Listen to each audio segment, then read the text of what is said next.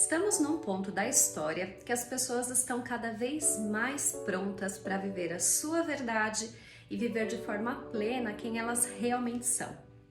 Isso traz vários desafios para quem está na linha de frente da liderança.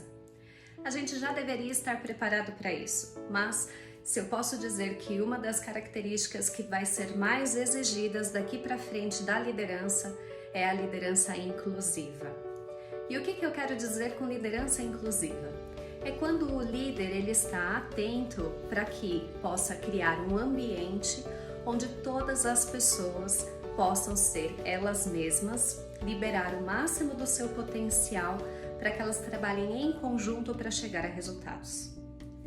E para isso eu preciso entender como líder tudo que envolve o que é poder ser eu mesmo no ambiente de trabalho. E aí, para ser um líder inclusivo, eu vou ter que ter várias características. Mas, antes de eu falar das características, eu preciso saber que, para gerar inclusão, eu preciso conhecer a respeito desse tema. E quando eu falo de inclusão, eu também estou falando de diversidade. Mas, diversidade é diferente de inclusão.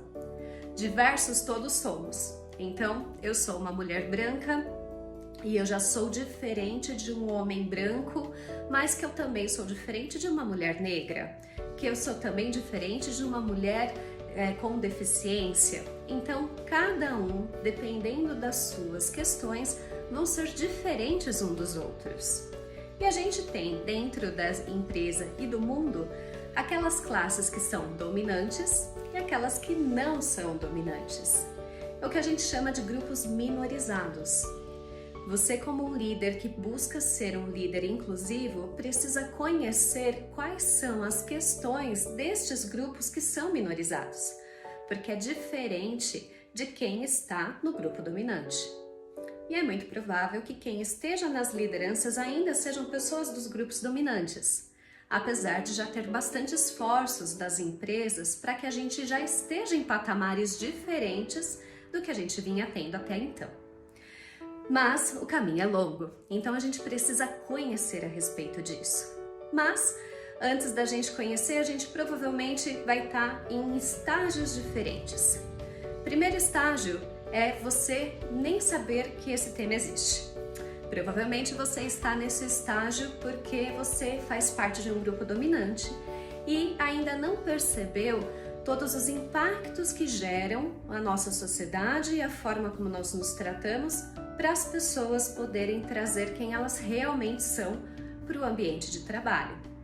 Depois que você passa desse estágio de não saber, você começa a reconhecer que tem histórias diferentes e que eu preciso me aprofundar no que cada um tem de conteúdo dentro desses diferentes patamares para eu saber que cada um parte de um lugar e que esses lugares trazem complexidades diferentes.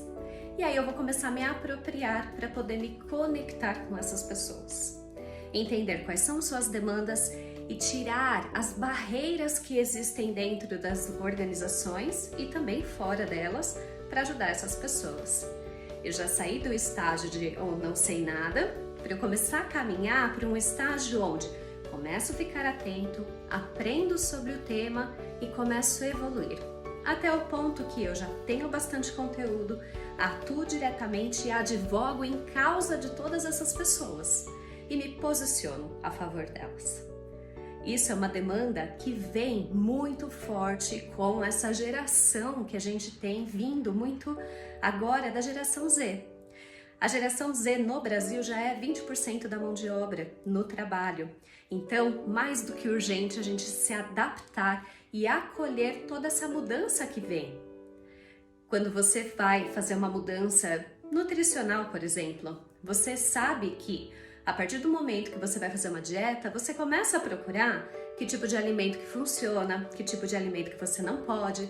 Você não fica esperando que alguém venha te dar todas as instruções. Assim também é com esse tema. Cabe a nós, como líderes que queremos ser inclusivos, poder olhar, pesquisar e saber mais a respeito.